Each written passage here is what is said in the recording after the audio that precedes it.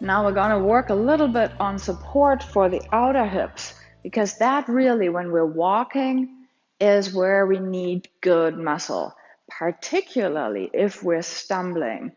If you have good support from the legs, if you have really strong legs, it is a lot easier to keep your balance. And actually, if people do strength training, they fall a lot less. Now, you would think that really balance has more to do with your inner ear and things like that, and that is true.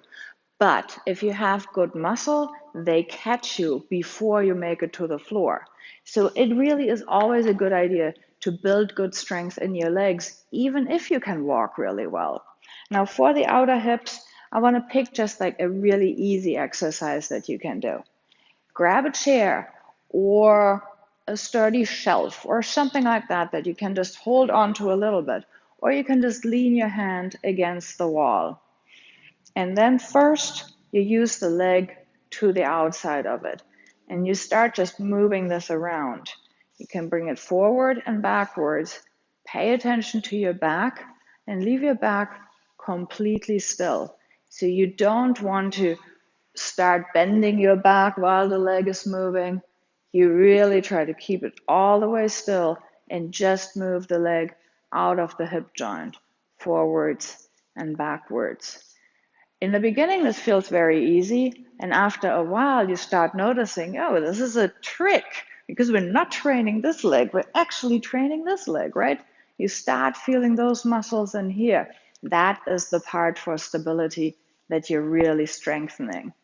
Now, of course, we can bring in variations where we are getting into the outer hip of the other leg.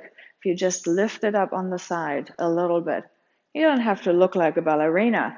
You can really just stand here, lean on this chair, and just lift this up a little bit, a little bit, a little bit.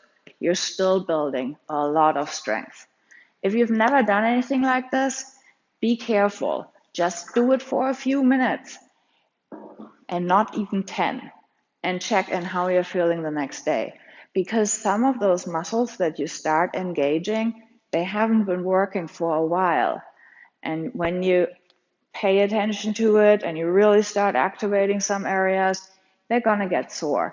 And I want you to stay motivated. So start with tiny mini steps. Even just 5 minutes a day will make a big difference.